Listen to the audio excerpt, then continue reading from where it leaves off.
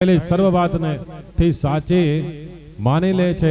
નાના બાળકને સમજાવવામાં આવે તો મૂર્તિમાં અને ભગવાન દેખાશે, પણ તે મોટા થતા તેને સમજાવવા જશો તો સામે દલીલો કરશે.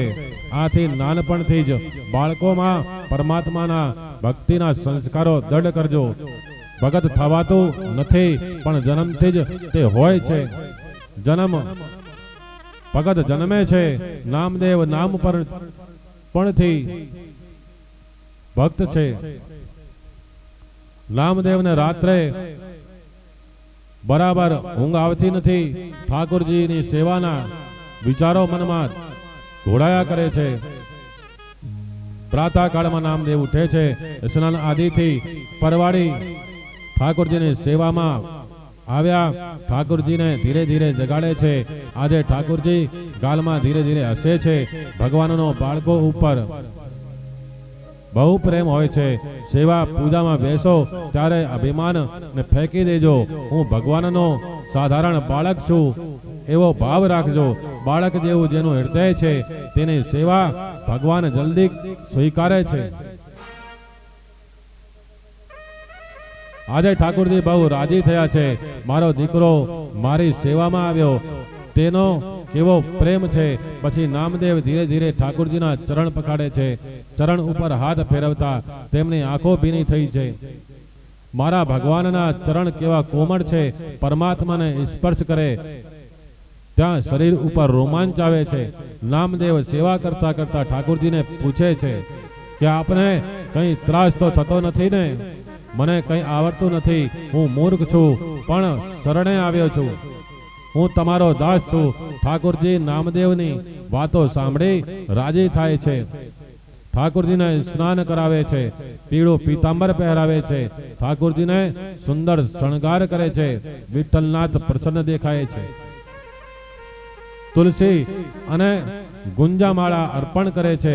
બાદ ઠાકોરજીને ગોપીચંદનનું તિલક કરે છે.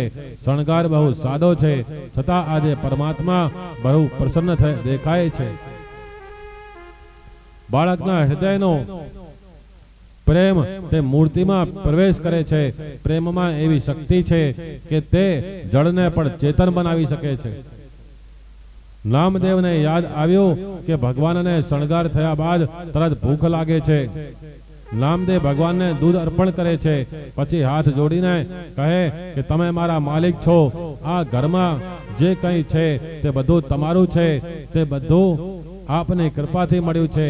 હું આપને શરણે આવ્યો છું. હું આ દૂધ પ્રેમથી લાવ્યો છું. તે તમે આરોગો. હું આંખો બંધ કરી કીર્તન કરું ત્યાં સુધીમાં તમારે દૂધ પી જવાનું છે. નામદેવ આંખો બંધ કરી હરે કૃષ્ણ કીર્તન કરવા લાગે. ભગવાન એનું કીર્તન સાંભળે છે. નાનો બાળક કેવું બોલે છે. મને કહે તમે દૂધ પીઓ. જ્યારે મારો નામદેવ આજે વહેલો ઉઠ્યો છે, તેને પણ ભૂખ લાગી હશે. આ દૂધ તે પી જાય તો સારું. ભગવાન દૂધ પીતા નથી. 5 મિનિટ પછી નામદેવ આંખ ખોલે કટોરામાં જુએ છે તો તેમાં દૂધ એમનું એમ પડેલું છે. ઠાકોરજીને દૂધ પીધું નથી. નામદેવ હાથ જોડી કહે કે આપ દૂધ કેમ પીતા નથી? મને પિતાજી કહેતા હતા કે આપને બહુ મનાવવા પડે છે, ત્યાર પછી આપ દૂધ પીઓ છો. હવે આપ દૂધ પીઓ. પિતાજી ઘરમાં નથી એટલે આપ દૂધ નથી પીતા. એ તો થોડા દિવસ પછી આવવાના છે. મારી સેવામાં ભૂલ થઈ હોય તો મને માફ કરજો. મારા પિતાજી મને કહેતા હતા કે ઠાકોરજી બધું ભૂલી જાય છે. હું પાપી અને અપરાધી છું. મેં આજ સુધી આપની સેવા કરી નથી. આપ તો અતિ ઉદાર છો. નાથ કૃપા કરી આટલું દૂધ પી જાઓ. આપને ભૂખ લાગી હશે. શું દૂધમાં ખાંડ ઓછી છે? તેથી તમને નથી ભાવતું. નામદેવ ખાંડ ઓછી હશે એમ માની ઘરમાં જઈ બીજી ખાંડ લઈ આવ્યા અને તે દૂધમાં નાખે છે.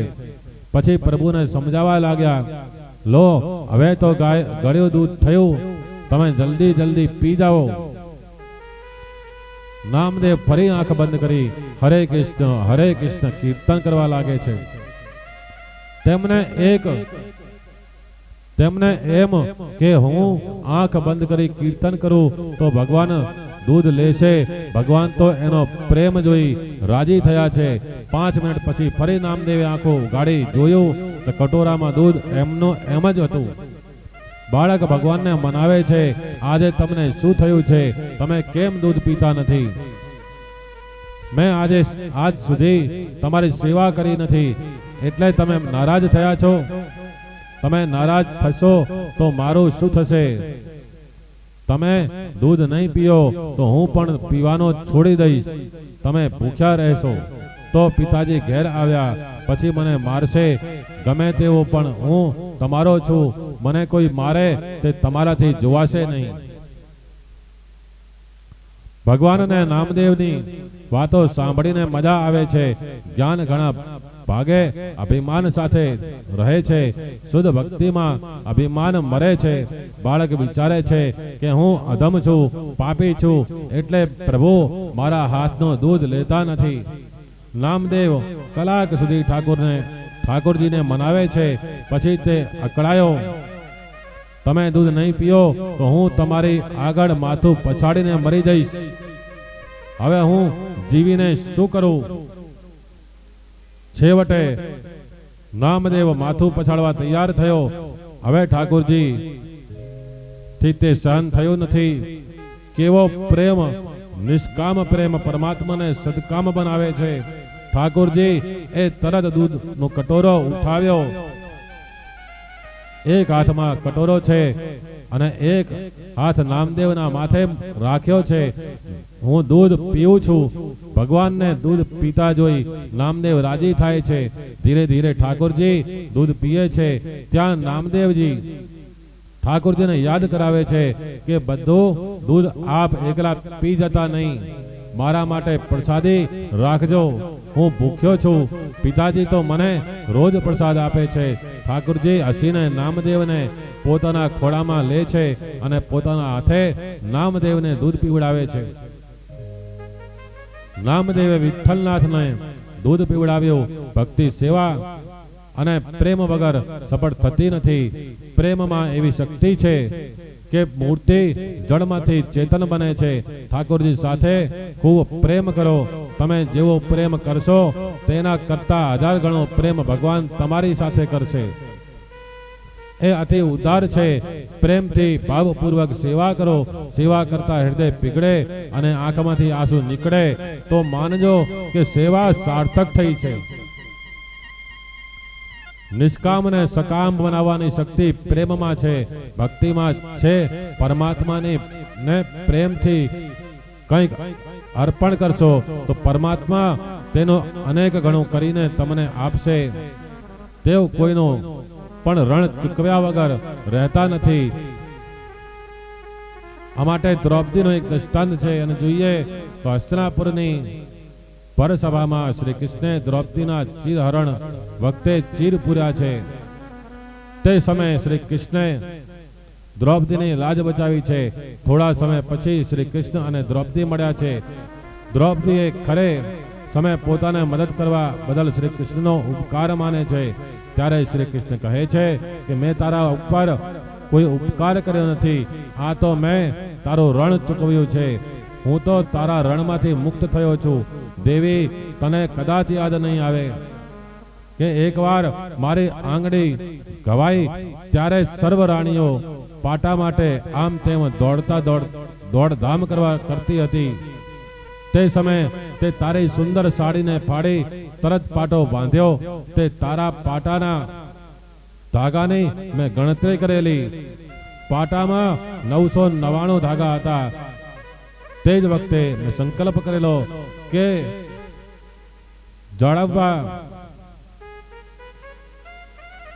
999 ચીર પૂરી હું તારા રણમાંથી મુક્ત થયો છું. આથી તો કહેવામાં આવે છે કે કોઈનો ભાર ન રાખે મુરારી, આપે વ્યાજ સાથે ગિરધારી. પ્રહલાદજી નરસિંહ ભગવાનને હાથ જોડીને આગળ સ્તુતિ કરે છે, નાથ આપના મંગલમય સદગુણોનું હું શું વર્ણન કરી શકું? બધા બ્રહ્માદિ દેવો પણ તમારી લીલા જાણી શકતા નથી. આપનો ક્રોધ શાંત થયો, આપે મારા પિતાને નો વધ કર્યો, તે સારું કર્યું છે. તે જગતને નડતર રૂપ હતા. આ આપનું ભયંકર સ્વરૂપ જોઈને દેવો ડરે છે, પરંતુ મને જરાય બીક લાગતી નથી. તમારા આ સ્વરૂપથી હું બીતો નથી, પણ આ સંસારની મને ઘણી બીક લાગે છે. હે દીનબંધુ, હું કેવળ આ સહજ અને ભીષણ સંસાર ચક્રમાં પીસાઈ જવાના ભયથી હું ભયભીત છું. મારા કર્મ પાછોથી બંધાઈને મને આ ભયંકર જંતુઓની વચ્ચે નાખવામાં આવ્યો છે. હે નાથ, આપ પ્રસન્ન થઈ મને આપના ચરણોમાં કે જે સર્વ જીવ માત્રનું શરણને મોક્ષ રૂપ છે ત્યાં સ્થાન આપો. આપ જ સ્વનું શરણ છો. આપ જ પ્રિય, સુહદ અને પરમ આસાધ્ય છો. આપની લીલાઓનું ગાન કરતો હું ઘણી સરળતાથી આ સંસારની મુશ્કેલો અને કઠિનાઈઓને પાર કરી જઈશ. હે ઈશ્વર, સંસારી લોકો જેને માટે ઉત્સુક છે તે સ્વર્ગમાં મળનાર સર્વ લોકપાલોની આયુ, ઐશ્વર્ય અને લક્ષ્મી મેં જોઈ લીધા છે. મારા પિતામાં ક્યાં કોઈ વસ્તુની ત્રુટિ હતી?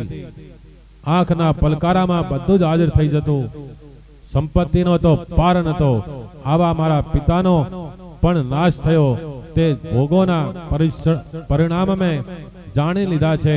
તેથી ભોગો, લાંબો આયુષ, લક્ષ્મી કે બ્રહ્માના વૈભવથી માંડીને કોઈ પણ ઇન્દ્રિય ભોગ્ય વૈભવને હું ઈચ્છતો નથી.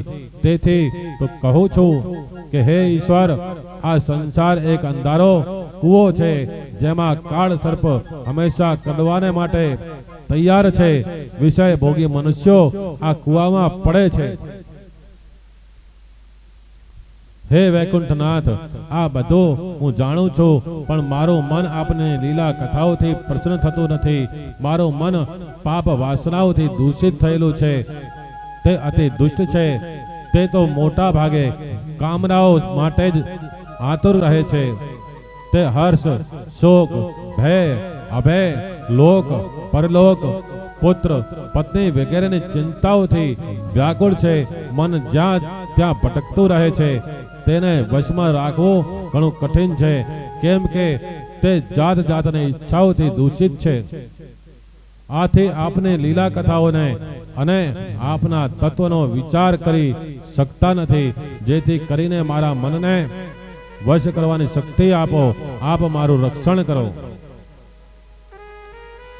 નરસિંહ સ્વામી આ શ્વાસન આપતા કહે છે કે બેટા, બગડેલું મન ભગવાનના નામ જપથી સુધરશે. પહેલા જ તારું મન શુદ્ધ છે, એટલે તને મન શ્રવણ કરવા દેતું નથી. સ્પર્શ સુખ મને પજવે છે, હેરાન કરે છે.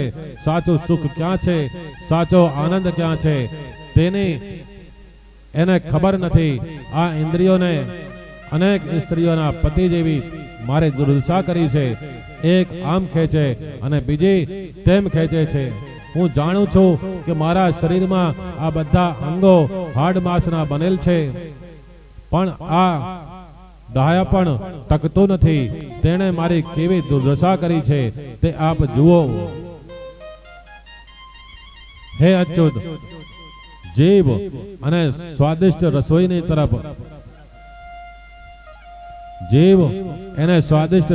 તરફ જ્ઞાનેન્દ્રિયો વિષય ભોગ માટે સુંદર સ્ત્રીની તરફ, ચામડી કોમળ સ્પર્શ સુખની તરફ, પેટ ભોજનની તરફ, કાન મધુર સંગીતની તરફ, નાક ભીની ભીની સુગંધ તરફ અને નેત્રો સૌંદર્યની તરફ મને ખેંચતા રહે છે. આ સિવાયની કર્મેન્દ્રિયો પણ પોતપોતાના વિષય તરફ મને ખેંચા કરે છે. મારી દશા તો એવી થઈ કે એક પુરુષને અનેક પત્નીઓ પોતપોતાના શયન ગ્રહમાં લઈ જવા માટે ચારે તરફથી જાણે ઘસેડતી હોય એવી રીતે એક ચોર ચોરી કરવા ગયો. કોઈ સાહેબનું ઘર હતું. સાહેબને બે પત્નીઓ હતી. ઉપરવાળી સાહેબના બાળ પકડી ઉપર ખેંચે છે, નીચેવાળી પગ ખેંચીને નીચે ખેંચે છે. સાહેબની આ દશા જોઈ પલંગ નીચે ભરાયેલો ચોર હસી પડે છે. તેથી તે પકડાઈ ગયો. ચોરને પકડીને રાજા પાસે લાવ્યા. ચોર ગુનો કબૂલ કરી કહે કે મને બધી સજા કરજો, પણ આ સાહેબ જેવી સજા ના કરશો. મેં સાહેબની દશા નજરે જોઈ છે. આ સાહેબની કથા નથી, જીવાત્માની કથા છે. 5 ઇન્દ્રિયોના 5 વિષયો એ સાચા પતિ નથી. વાસ્તવિક રીતે ઇન્દ્રિયોના પતિ પરમાત્મા છે. ઇન્દ્રિયો વિષયો સાથે નહીં પણ પરમાત્મા સાથે સૂવે છે. તૃપ્તિ ભોગમાં નથી, તૃપ્તિ ત્યાગમાં છે. ઇન્દ્રિયોના વેગને સહન કરશો તો સુખી થશો. ભોગ ભોગવવાથી વાસના વધે છે. વિષયોનું ચિંતન કરવાથી શક્તિનો શ્રેય થાય છે. ઈશ્વરનું સ્મરણ કરવાથી શક્તિ મળે છે. પ્રહલાદજી કહે છે કે હે પરમાત્મા, આ સંસારના સુખ વિષયોમાં એવું તો આકર્ષણ છે કે મોટા મોટા વિદ્વાનો આમાં ભૂલા પડે છે. સંસારનું સુખ વિષ જેવું છે, તેમ છતાં અમૃત જેવું લાગે છે. સંસારના વિષયોમાં પ્રભુએ આવું આકર્ષણ રાખ્યું શા માટે? જગતમાં આવા સુંદર પદાર્થો બનાવ્યા શા માટે? કે જેથી ઇન્દ્રિયો લલચાય અને તેમાં ફસાય. નરસિંહ ભગવાન કહે છે કે મેં આ પદાર્થો મનુષ્યોને સુખી કરવા બનાવ્યા છે, પરંતુ તે અતિ આ શક્તિપૂર્વક મર્યાદા મૂકીને પણ પદાર્થો ભોગવે અને દુઃખી થાય, તેમાં મારો કોઈ વાંક નથી. મનુષ્ય એ મર્યાદામાં રહીને આ પદાર્થો વિષયો ભોગવે તો તે સુખી થાય છે. વિષયોને ભોગવતા મનુષ્ય આ સંસારનો બનાવનાર ઈશ્વર છે, તે ના ભૂલે. સંસારને છોડીને ક્યાં જાશો? હું રહેવાનો અને આ સંસાર પણ રહેવાનો. સંસારને ભોગ દ્રષ્ટિથી નહીં, ભગવત દ્રષ્ટિથી જુઓ તો તમે સુખી થશો. તું તારી જાતને સુધાર. જગતને સુધારવા ક્યાં જઈશ? ઈશ્વરની યોજના પ્રમાણે તમે ચાલો નહીં કે વાંક કાઢો. ઈશ્વરનો એ કેમ બને? વાહન ચલાવનારો નિયમો પ્રમાણે ચાલે નહીં ને અકસ્માત થાય તો એમાં વાંક કોનો?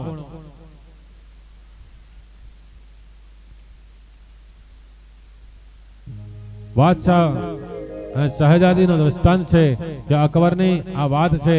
એકવાર તેમની શહેજાદીના પગમાં કાંટો વાગ્યો.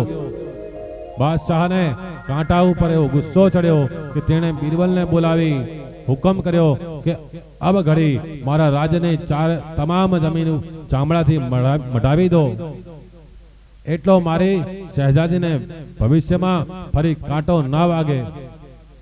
વજીર માથું ખંજવાળવા લાગ્યો. આખી પૃથ્વીને ચામડાથી મઢવા કેટલું ચામડું જોઈએ? તે લાવવું ક્યાંથી? બીરબલે વિચાર્યું કે આખા રાજ્યની જમીન ઉપર ચામડું પાથરીએ તેના કરતા શહેજાદીના પગ નીચે ચામડું રાખીએ, તેને જોડા પહેરાવીએ તો તેને કાંટો વાગે જ નહીં. જગતમાં કાંટા તો રહેવાના છે. જેના પગમાં જોડા છે તેને કાંટા વાગતા નથી. વિવેકથી રહી, મર્યાદામાં રહી મનુષ્ય સુખ ભોગવે તો તે સુખી થાય, પણ સુખ ભોગવવામાં વિવેક રહેતો નથી, એટલે જ મનુષ્ય દુઃખી થાય છે. પગમાં જોડા પહેર્યા વગર કાંટામાં ચાલવા જેવી આ વાત છે, કારણ કે આપણે બધા પેલા બાદશાહ જેવા છીએ. પરમાત્માને આ સંસાર સર્વને સુખી કરવાના શુભ આશયથી બનાવેલ છે, પણ મનુષ્ય તેનો વિવેકપૂર્વક લાભ લેતો નથી. આથી તે દુઃખી થાય છે.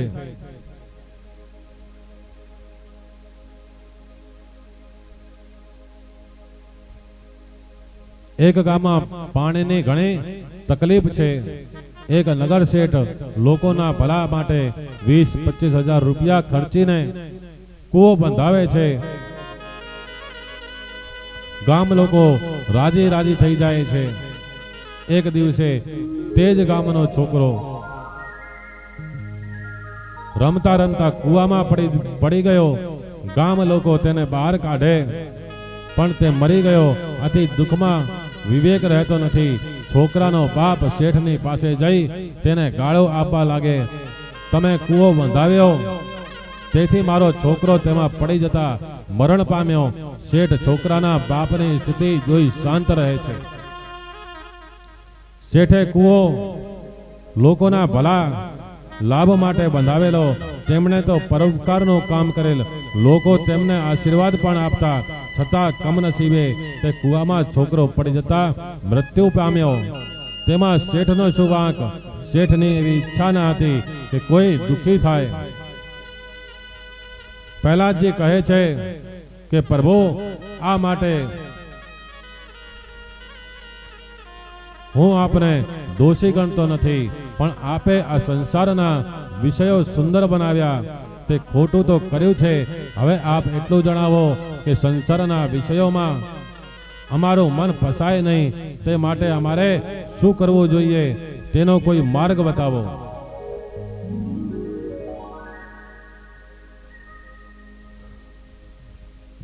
નરસિંહ ભગવાન કહે કે જગતને સુખી કરવા માટે મેં 2 અમૃત બનાવ્યા છે, નામ અમૃત અને કથા અમૃત.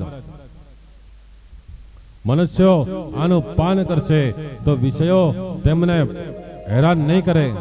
વિષયોમાં તમારું મન ખેંચાશે નહીં. જ્યારે મનમાં વિષયો પ્રવેશે તો કથા અમૃત અને નામ અમૃતનો આશરો લેવો જોઈએ. ઇન્દ્રિયો મનુષ્યને ત્રાસ ન આપે તે હેતુથી જ મેં આ 2 અમૃત બનાવ્યા છે. તેનું નિત્ય સેવન કરો. સ્વર્ગમાં પણ અમૃત છે. સ્વર્ગનું અમૃત પીવાથી સુખ થાય છે, પણ સાથોસાથ પુણ્યનો ક્ષય પણ થાય છે. પણ આ કૃષ્ણ કથા અમૃત એવું છે કે તે પીવાથી પાપનો શ્રેય થાય છે. તેથી કથા અમૃત સ્વર્ગના અમૃતથી શ્રેષ્ઠ છે. કથા અમૃત પાપને બાળે છે, જીવન સુધારે છે. સર્વનું ભક્ષણ કરનાર મૃત્યુ છે. મૃત્યુનું ભક્ષણ કરનાર કાળ રામજી છે. રામજીને રાવણને મારવા માટે આટલી બધી ખટપટ કરવાની શી જરૂર હતી? રાવણને મારવા માટે રામે આ લીલા કરી હતી. કળિયુગના લોકો આ લીલા સાંભળી તેમાં તન્મય થાય એ આશાથી આ લીલા કરી છે. એક એક ઇન્દ્રિયોને પ્રેમથી પોતાની તરફ ખેંચી લઈ ગોપીઓને પરમાનંદનો દર્શન કરાવવા શ્રી કૃષ્ણની આ લીલા છે. ગોપીઓ મારે આ લીલા સાંભળે, મારી લીલા જુએ અને જગતને ભૂલી જાય. ગોપીઓને મરતા પહેલા પરમાનંદનું દાન કર્યું છે. રાસ લીલા એ કામ વિજય લીલા છે. શ્રી કૃષ્ણ ભગવાનનો કામદેવ ઉપરનો વિજય છે. કૃષ્ણ લીલાનું આયોજન એ છે કે મનુષ્ય કોઈ પણ રીતે જગતને ભૂલે અને કૃષ્ણ લીલામાં તન્મય થાય. નામ અમૃતમાં નામ બ્રહ્મ અને નાદ બ્રહ્મ એક થાય એટલે પરમ બ્રહ્મ પ્રકટ થાય છે. નામ અમૃતથી શું અશક્ય છે? નામ અમૃતથી કઈ સિદ્ધિ છે? નામ અમૃતથી કષ્ટ કપાય છે ને સુખ થાય છે. નામ અમૃતથી વિશ્વના કણ કણમાં પ્રભુના દર્શન થાય છે.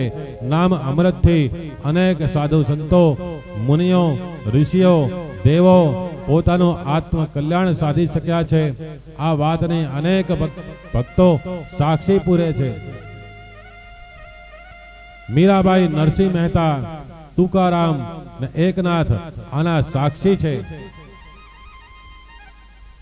એટલે તો મીરાબાઈ કહ્યું છે કે મેરા મન રામ રામ હી રામ રટે રે, રામ નામ જપ લીજે પ્રાણે, કોટિક પાપ કટે રે. નામ અમૃત અને કથા અમૃતનું પાન કરવાથી સંસાર સુખરૂપ રૂપ લાગે છે, સંસાર બ્રહ્મ રૂપ પાસે છે. અજ્ઞાનીને સંસાર દુઃખ રૂપ લાગે છે, કારણ તેની દ્રષ્ટિમાં વિકાર છે. જ્યારે જ્ઞાનીને સંસાર સુખરૂપ લાગે છે, કારણ તેની દ્રષ્ટિ બ્રહ્મમય થયેલી છે.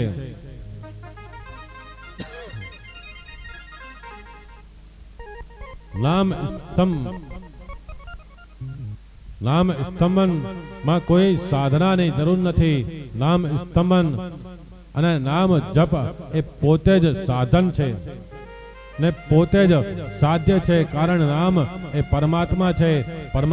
પરમાત્મા પોતે જ પોતાના નામમાં રહ્યા છે અને આપણાને બોલાવે છે કે હું તારા માટે અમૃત લાવ્યો છું, તું એ પી અને કૃતાર્થ થા, સુખી થા. પ્રભુના હાથનો આ અમૃત કટોરો આપણે સ્વીકારવાનો છે, તે સ્વર્ગના અમૃત કરતા પણ શ્રેષ્ઠ છે. સ્વર્ગના અમૃતનું દેવો પાન કરે છે, પણ તેને શાંતિ મળતી નથી. પરંતુ કેવી રીતે મળે? જેનામાં જે ગુણ નથી, જેનામાં તે ગુણ મળે કેવી રીતે? કલી કાળમાં મનુષ્ય ભોગી છે, તે યોગી થવા જશે તો તેને સફળતા જલ્દી મળતી નથી.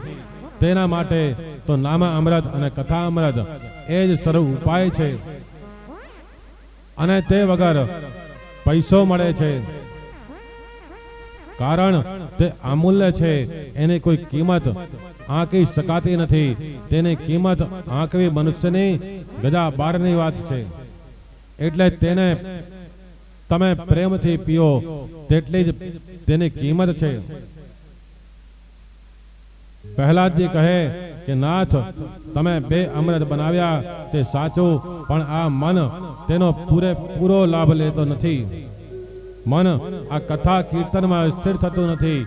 મન દુષ્ટ છે, કામાતુર છે, હર્ષ સુખથી યુક્ત છે. આપ મારા મનને સુધારો. કથા અને કીર્તન બે એક છે.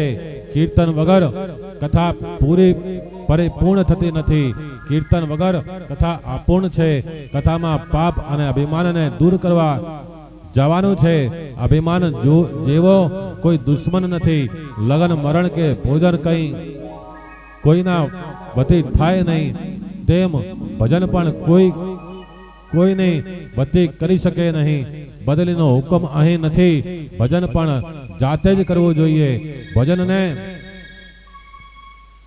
સત્કારવા માટે તમારા હૃદયને ગોકુળ બનાવો, તેમ પ્રભુ વિરાજે.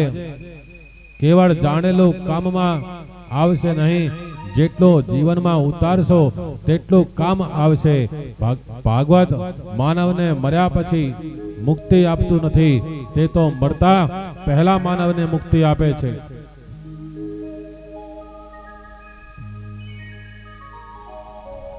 પ્રહલાદજી કહે છે કે હે નાથ, હું જાણું છું કે નામ અમૃતનું અને કથા અમૃતનું જે પાન કરે છે તેનું મન શુદ્ધ થાય છે, અને જેનું મન શુદ્ધ થાય તેને જગત બ્રહ્મરૂપ દેખાય છે. પણ મારું મન તો જલ્દી નામ અમૃત અને કથા અમૃતનો આશ્રય લેતું નથી. શું પ્રહલાદજીનું મન શુદ્ધ હતું? ના.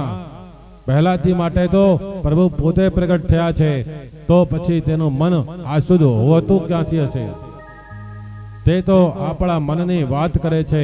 સંત પુરુષો દુનિયાનો દોષ પોતાનો દોષ હોય તેમ વાત કરતા હોય છે.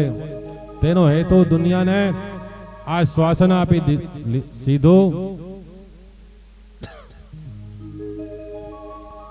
સીધે રસ્તે વાળવાનો હોય છે.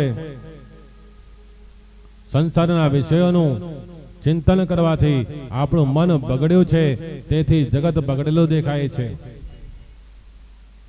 પણ સિદ્ધ જ્ઞાનીને સંસાર બ્રહ્મરૂપ પાસે છે, તેને જગત બગડેલું દેખાતું નથી, કારણ તેઓ સતત પરમાત્માના દર્શન કરે છે. સાધકને સાધનનો માં એવી તન્મયતા થાય છે કે તેને જગત દેખાતું નથી. જે ઈશ્વરથી વિમુખ છે તેને માટે જગત બગડ્યું છે. નામ અને નામનો આશ્રય કરે તો મન સુધરે. આપણા જેવા સાધારણ મનુષ્યો માટે બીજો કોઈ માર્ગ નથી. જે સંસારનું ચિંતન કરે છે તેનું મન બગડે છે. જે શ્રી કૃષ્ણના નામનું સ્મરણ કરે છે તેનું મન સુધરે છે. કથા કીર્તનમાં બેઠા હોઈએ તારે ઘડિયાળ તરફ દ્રષ્ટિ જાય છે, પણ ગપ્પા મારવા બેઠા હોઈએ ત્યારે હાથ ઉપર ઘડિયાળ હોવા છતાં તે ઉપર દ્રષ્ટિ જતી નથી. સમયનો નાશ એ સર્વસ્વનો નાશ છે. એક શેઠ મરવા પડ્યા તે ઠાકોરજીને કહે, ભગવાન 2 લાખ રૂપિયા આપો, મારું આયુષ્ય 2 દિવસ માટે વધારી આપો, મારે ઘણા કામ બાકી છે. ભગવાન સમય આપવામાં ઉદાર નથી. ભગવાન કહે, લાખ શું, કરોડ આપો તો પણ એક પણ નહીં વધે. માટે સમય સાચવો. આપણું મન જેનું ચિંતન કરવું જોઈએ તેનું કરતું નથી, અને જેનું નથી કરવાનું તેનું કરે છે. મને એવું ખરાબ છે કે કથામાં સ્થિર થતું નથી. મન હર્ષ શોક ભયથી મુક્ત છે. થોડોક લાભ થાય તો મન હર્ષમાં ઘેલું બને છે, ને થોડુંક નુકસાન થાય તો તે દુઃખી થાય છે. શાસ્ત્રમાં એવો કોઈ પણ જગ્યાએ ઉલ્લેખ થયો નથી કે ભગવાન કૃપા કરે તો પૈસા આપે છે. ઉલટું 8મા સ્કંદમાં લખ્યું છે કે જેના ઉપર હું કૃપા કરું છું તેની સંઘણી સંપત્તિનો નાશ કરું છું. ભગવાનની કૃપાનું ફળ પૈસો નથી. પ્રભુ કૃપા થાય તો સત્કર્મ કરવાની ઈચ્છા થાય છે. સંસારમાં મોટે ભાગે બહુ પરિશ્રમ કરી લોકો દુઃખ ભોગવે છે. તેટલો પરિશ્રમ ભગવત સેવા કરવામાં કરે તો તે સુખી થાય. બાકી સંસારનો સુખ તો દાદર અને ખરજવાળ જેવું છે. મૈથુન સુખ વગેરે ઇન્દ્રિયોના સ્પર્શથી થતા સુખો ખુજલીને ખરજવા જેવા સુખ છે. ખુજલીને ખંજવાળો એટલે સુખ જેવું ભાસે છે, પરંતુ નખના ઝેરથી દાદર ઉલટી વધે છે અને ત્રાસ આપે છે. આ સુખો તુચ્છ અને દુઃખમય છે. ઇન્દ્રિયો અને વિષયોના સંયોગથી ઉત્પન્ન થતા જે ભોગો છે તે નિસંદેહ દુઃખનું જ કારણ છે. તે આદિ અંતવાળા એટલે કે આ નિત્ય છે. તેથી હે અર્જુન, ડાયા પુરુષો આવા સુખોમાં રમતા નથી. આવા સુખોને તેઓ ઈચ્છતા પણ નથી. હે નાથ, હું સર્વથી કંટાળી ગયો છું.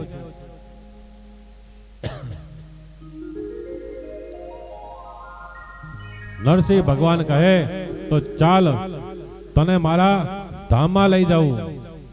પ્રહલાદજી કહે, હું એકલો તમારા ધામમાં આવવા માંગતો નથી. મારા બાલ મિત્રોની સાથે આવવા માંગુ છું. એકલા એકાંતમાં ભજન કરનારા અને તપશ્ચર્યા કરનારા પોતાની જાતનો ઉદ્ધાર કરે છે. પોતાની જાતનો ઉદ્ધાર કરનાર સ્વાર્થી છે. સંગમાં આવેલ દરેકને તારે તે વૈષ્ણવ તમને જે આપ્યું હોય તે બીજાને આપો. નાથ, હું એકલપટ્ટો નથી. મારા મિત્રોને લઈ તમારા ધામમાં આવીશ. પ્રહલાદજીએ સ્તુતિના છેલ્લા શ્લોકમાં અનન્ય ભક્તિના 6 સાધનો બતાવ્યા છે. પહેલું પ્રાર્થના, બીજું ભગવાનની સેવા પૂજા, ત્રીજી સ્તુતિ, ચોથું કીર્તન અને વર્ણન, અને પાંચમું નામ સ્મરણ, અને છઠ્ઠું સત્સંગ કથા શ્રવણ. આ 6 સાધનો કરે તેને પ્રભુ ચરણમાં ભક્તિ મળે છે. આ 6 સાધનોથી પરમહંસ ગતિ મળે છે. તેને પ્રભુ ચરણમાં અનન્ય ભક્તિ પ્રાપ્ત થાય છે. ઉઠતા જ વેત ઈશ્વર સ્મરણ કરો, પ્રાર્થના કરો, કર દર્શન કરો, પછી ધરતી માને વંદન કરો. ભગવાનને મારે ઘેર આવવાની ઈચ્છા થાય. હાથ એ ક્રિયા શક્તિનું પ્રતીક છે. હાથ વડે હું સત્કર્મ કરીશ. કર દર્શન વખતે બોલવાનો શ્લોક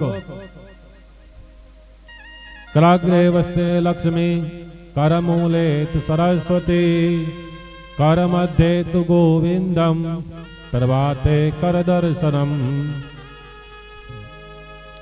પ્રાતઃકાળમાં પ્રભુને વંદન કરો. પથારીમાં એકદમ ઊભા થશો નહીં. પરમાત્માની પ્રાર્થના કરો, આજથી હું તમારો થયો અને તમે મારા થયા. આ મારા હૃદયમાં વિરાજો અને આ શરીર રૂપી રથને આપ ચલાવો. આપ મારા શરીર રથના સ્વામી બનો. ઇન્દ્રિયોને અવગણ્ય માર્ગે જતી અટકાવો. મારું રક્ષણ કરો. તમારા શરીર રથના સારથી શ્રી કૃષ્ણ થશે તો રથ મુકામે પહોંચશે, પણ જો મન સારથી થશે તો રથને ખાડામાં નાખશે. અર્જુનને જેમ પોતાના રથની લગામ ભગવાનને સોંપી લીધી હતી, તે રીતે તમે પણ તમારા શરીર રૂપી રથની લગામ ભગવાનને સોંપી દેજો, તો તે તમારો રથ જરૂર સહી સલામત રીતે પાર લાગી જશે. સ્નાન કર્યા પછી પ્રભુને એકાંતમાં ઉપાસના કરો, સેવા કરો. પ્રભુને દીન ભાવે સ્તુતિ કરો. પ્રભુના ગુણ ગાઓ. પોતાનો ઉદ્ધાર કરવા વિનંતી કરો. સ્તુતિ પછી પ્રભુ કીર્તન કરો. કીર્તનમાં ભાવેશ આવે. તન્મય બનો. વ્યવસાય દરમિયાન પણ પ્રભુ સ્મરણ ચાલુ રાખો. પ્રભુના લાડીલા સાચા સંતો નો સંગ કરો. સત્સંગનો લાભ લો. રોજ કથા શ્રવણ કરો. કથા સાંભળવાનું ના બને તો રામાયણ ભાગવત વગેરે વાંચો. પ્રેમપૂર્વક તેનો પાઠ કરો. રાત્રે સૂતા પહેલા દિવસ દરમિયાન કરેલા કાર્યોનો વિચાર કરો. દિવસ દરમિયાન મારે કોઈ હાથે ખોટું કાર્ય તો થયું નથી ને? જો આપણાથી કંઈ ખોટું કાર્ય થયું હોય, પાપ થયું હોય, તો તેનો પ્રાયશ્ચિત કરો અને સદકાર્ય પ્રભુને અર્પણ કરો. મનુષ્ય આ 6 સાધન વિધિપૂર્વક કરે તો તેને જીવન અવશ્ય સુધરે છે. જીવ ધારે તે થતું નથી, ઈશ્વર જે ધારે તે થાય છે. ઈશ્વર પાસે કંઈ ના માંગો. માંગશો તો તે વેપાર જેવું લાગશે, ગણાશે. નરસિંહ સ્વામી પ્રહલાદને વરદાન માંગવા માટે કહે છે.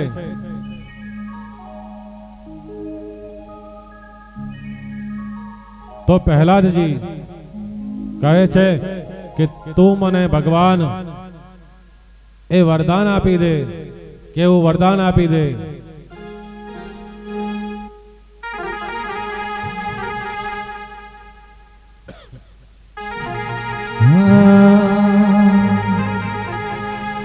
તું મને ભગવાન એક વરદાન આપી દે. તું મને ભગવાન એક વરદાન આપી દે. જાવશે છે તું મને ત્યાં તાન આપી દે.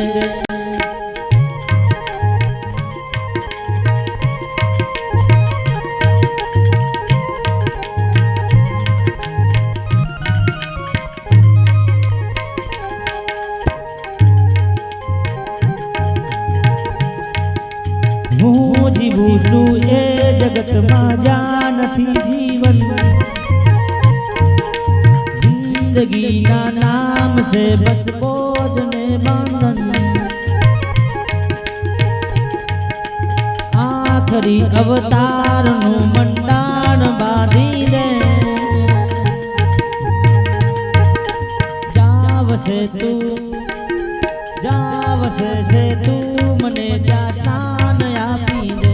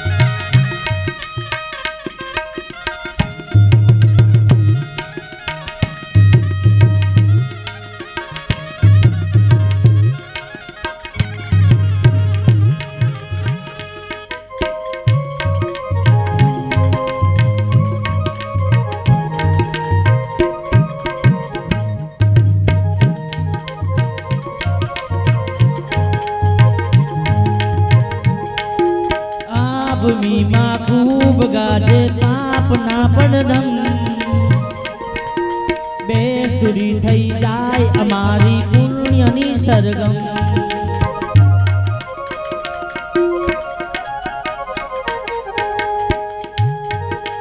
આ ભૂમિમાં ખૂબ ગાજે પાપના બળધમ. બેસુરી થઈ જાય અમારી પુણ્યની સરગમ. દિલરુબાના તારનું તું ભંગાણ બાંધી દે. જ્યાં વસે છે તું મને ત્યાં સ્થાન આપી દે.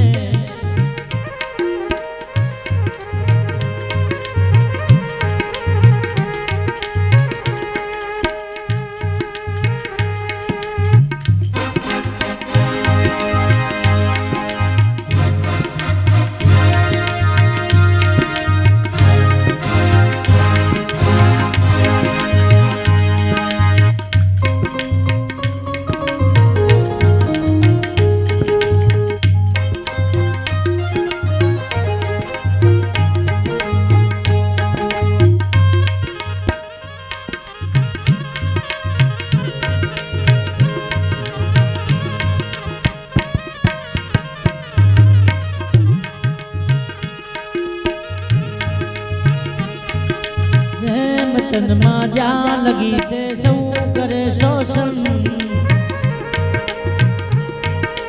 જેમ જાતા કોઈ અહીંયા ના કરે પોષણ.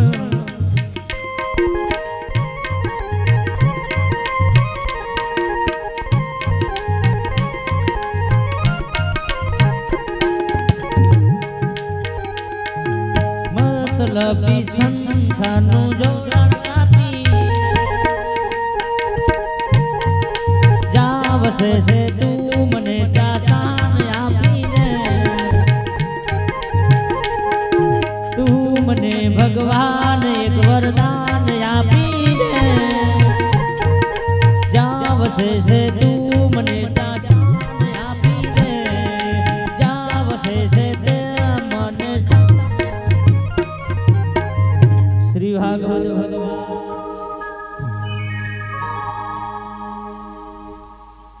પ્રહલાદજી માંગે છે કે હે નાથ, સંસારના કોઈ પણ સુખો ભોગવવાનો વિચાર પણ મારા મનમાં ના આવે. કોઈ પણ પ્રકારના ઇન્દ્રિયોના સુખ ભોગવવાની ઈચ્છા જ ના થાય તેવું મને વરદાન આપો. પ્રહલાદે ભગવાન પાસે જે માંગ્યું તેવું તમે પણ રોજ ભગવાન પાસે માંગો. તમે એવું સાદું જીવન ગાળો કે મનમાં કોઈ સુખ ભોગવવાની વાસના જાગે જ નહીં. સંસાર સુખ ભોગવવાની ઈચ્છા એ જ મહા દુઃખ છે. જેને કોઈ સુખ ભોગવવાની ઈચ્છા નથી તે જ સંસારમાં સુખી છે. એ દુઃખમાંથી હું બચું તેટલું પણ ઘણું છે એમ સમજીએ તો મોટામાં મોટું સુખ છે. સુખ ભોગવવાનો સંકલ્પ થયો કે મનુષ્યમાં રહેલી બુદ્ધિ શક્તિ ક્ષીણ થાય છે. મન ઉપર સર્વદા ભક્તિનો અંકુશ રાખો. ગીતામાં સર્વ કામ્ય કર્મનો ત્યાગ કરવાનું કહ્યું છે. સર્વ ઈચ્છાઓનો ત્યાગ એને જ મહાત્માઓ સંન્યાસ કહે છે. જે આ રહસ્ય જાણે છે તે જ બધું જાણે છે. જીવ નિષ્કામ બને છે ત્યારે જીવનો જીવ ભાવ નષ્ટ થાય છે અને તે પછી ભગવાન સાથે એક થાય છે. જીવ ઈશ્વર રૂપ બને છે. મુક્તિમાં પુણ્ય બાધક બનતું હોવાથી વિવેકથી પાપ પુણ્યનો ક્ષય કરો. પ્રભુનું સ્વરૂપનું સતત ધ્યાન કરો. પાપ એ લોહીની બેડી છે, પુણ્ય એ સોનાની બેડી છે.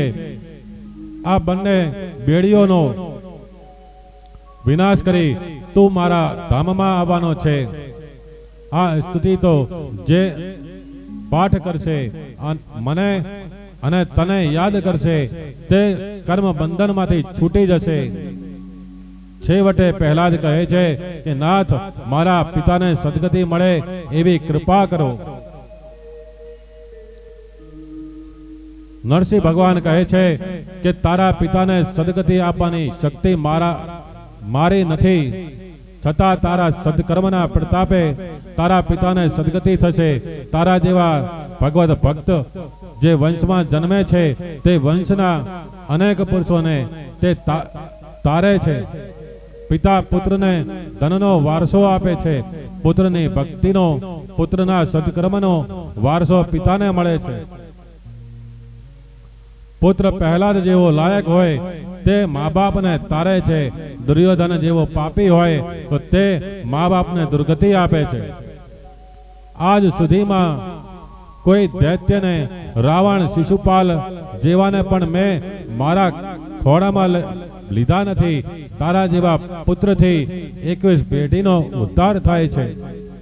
7 માતૃપક્ષ નહીં અને 7 પિતૃપક્ષ નહીં અને 7 સાસરા પક્ષ નહીં. છોકરો સદાચારી હોય તો માતા પિતા દુરાચારી હોય તો પણ તેને સદગતિ પ્રાપ્ત થાય છે. જ્યારે છોકરો દુરાચારી હોય અને માતા પિતા સદાચારી હોય તો પણ તેની દુર્ગતિ થાય છે. આ શા માટે? એના માટે આપણે એક દ્રષ્ટાંત જોઈએ કે એક ઝાડ ઉપર એક કાગડો રહેતો હતો. રાજાના સાંજના અંધારે થવાના સમયે એક હંસ અને હંસી નું જોડું ત્યાં આવ્યું છે ને કાગડાને કહે છે કે ભાઈ અમારે અહીંયા રાત રોકાવું છે, રાતે રહેવા દેશો? તો કાગડો હા પાડે છે. હંસ અને હંસી તે ઝાડ ઉપર એક રાત રહ્યા છે. હંસીને જોતા કાગડાની દાનત બગડી છે. સવારે કાગડો કહે છે કે આ હંસી મારી છે. આ માટે બંને વચ્ચે ઝઘડો થાય છે. અદાલતમાં કેસ ગયો. કાગડો લુચ્ચો છે. તેણે ન્યાયાધીશને લાલચ આપી કે આવતી કાલે જો તું મારા તરફનો ન્યાય આપે તો તારા મરી ગયેલા મા બાપ જ્યાં હોય ત્યાં હું તને લઈ જઈશ અને તને બતાવીશ. કાગડાને મરી ગયેલા પિતૃઓ દેખાય છે. ન્યાયાધીશ લલચાયો. તેણે ખોટો ન્યાય આપ્યો કે આ હંસલી કાગડાની છે. હંસ દુખી થયો. ન્યાયાધીશે કાગડાને કહ્યું કે મેં તારા તરફનો ન્યાય આપ્યો છે. હવે મારા મા બાપ મને બતાવ. કાગડો તેને ઉકેડામાં લઈ ગયો ને કહ્યું કે આ કીડી તારી માં છે અને મકોડો તારો બાપ છે. જેના પુત્ર આવો ખોટો ન્યાય આપે તેના માતા પિતાની આવી દુર્ગતિ થાય છે. જેના પિતા પુત્રને સારા સંસ્કાર ના આપે તે પિતા પુત્રનો વેરી છે. નરસિંહ ભગવાન કહે છે કે પહેલા જ તું ગભરાઈશ નહીં, તારા પિતાનો ઉદ્ધાર થયો છે. તારે લીધે તારી 21 પેઢી પવિત્ર થઈ છે. સુખદેવજી વર્ણન કરે છે કે રાજન, હવે તને સમજાયો ને કે ઈશ્વર દૈત્યોને મારે છે તેમ તેને તારે પણ છે. મારામાં પણ કરુણા છે. કામ ભાવથી ગોપીઓને તન્મય થઈ હતી. વેશ દ્વેષ ભાવથી શિશુપાળની તન્મયતા થઈ હતી અને ભયથી કંસની તન્મયતા થઈ હતી. આથી તેઓ કામનાથી, દ્વેષથી કે ભયથી કોઈ પણ રીતે પરમાત્માનું ચિંતન કરતા તેઓ ભગવાનમય બન્યા. પહેલાદજી પિતાના શરીરનો અંતિમ સંસ્કાર કરે છે. પછી બ્રહ્માજીએ પહેલાદનો રાજ અભિષેક કર્યો. પહેલાદ રાજા થયા. નરસિંહ સ્વામીને આજે બહુ આનંદ થયો. નારદજી પહેલાદજીની આ કથા રાજસૂય યજ્ઞમાં ધર્મરાજાને સંભળાવે છે, પરંતુ ધર્મરાજાને કઈ આનંદ થયો નહીં. તેઓ લમણે હાથ રાખી ઉદાસ થઈને બેઠા છે. યુધિષ્ઠિરના મુખમાં ઉપરથી ઉદાસી જોવા મળે છે. નારદજી તેમને પૂછે છે કે રાજન, કથામાં આનંદ આવ્યો નથી.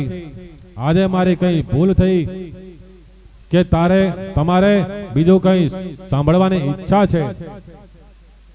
ધર્મરાજા કહે છે કે ના મહારાજ, આપને કઈ ભૂલ થઈ? ભૂલ નથી. આપે તો કથા બહુ સુંદર કહી છે. કથા સાંભળી મને આનંદ થયો છે, પણ હું ક્યારનો એ વિચાર કરું છું કે 5 વર્ષના પહેલાદનો પ્રેમ કેવો, પ્રભુમાં એનો વિશ્વાસ કેવો કે તાંબલામાં ભગવાન બેઠા છે. તેઓએ વચન સત્ય કરવા માટે પરમાત્મા પ્રગટ થયા. ધન્ય છે 5 વર્ષના પ્રહલાદને, તેને બાલ્ય વયમાં ભગવાનના દર્શન થયા. હું 55 વર્ષનો થયો પણ હજુ સુધી મને પરમાત્માના દર્શન થયા નથી. ધિક્કાર છે મને. મારું જીવન કૂતરા બિલાડા માફક ગયું. હું હજુ પ્રભુ પ્રેમમાં પાગલ થયો નથી. મને હજુ સુધી ભગવાન મળ્યા નથી. જ્યારે આ નાનકડા 5 વર્ષના પ્રહલાદને ભગવાન મળ્યા, કેવો પ્રેમ હશે એ પ્રહલાદનો. મારું જીવન એળે ગયું. જગતમાં માન પ્રતિષ્ઠા વધ્યું, બધું મળ્યું, પણ પરમાત્મા મળ્યા નહીં. એ વિચારે હું ઉદાસ છું. ધર્મરાજા વિચારે છે કે મેં ઘણું કર્યું, પણ જે કરવાનું હતું તે કર્યું નહીં. પરમાત્મા માટે મેં કંઈ જ કર્યું નથી. શરીર સુંદર હોય, નવીન નવોડા સ્ત્રી હોય, મેરુ પર્વત જેટલું ધન હોય, ઘણી કીર્તિ ફેલાયેલી હોય, સંગણું હોય, છતાં શ્રી હરિના ચરણમાં ચિત્ત ચોટ્યું ના હોય, તો આ બધાથી શું, આ સર્વથી શું વળ્યું? તેથી શું વળ્યું? શું વળ્યું? કાંઈ નહીં. જગતમાં પ્રતિષ્ઠા, પૈસો કે વિદ્વતા અંતકાળમાં બિલકુલ ઉપયોગમાં આવતી નથી. જે વિદ્યા અંતકાળમાં કામ ના આવે તે શા કામની. આ અંગે એક દ્રષ્ટાંત છે કે એક હોડીમાં કેટલાક શિક્ષકો તો બેસીને જઈ રહ્યા હતા. હોડી થોડી આગળ ચાલી ત્યારે શિક્ષકો તે માછીમારને પૂછે છે કે તું કેટલો ભણ્યો? માછીમાર કહે છે કે ભણતર કેવું અને બળતર કેવું, અમે તો હોડી ચલાવીએ ને જીવીએ. શિક્ષકો બીજો સવાલ કરે છે કે તું ઇતિહાસ જાણે છે? ઇંગ્લેન્ડમાં એડવર્ડ કેટલા વાર થયો તેની ખબર છે?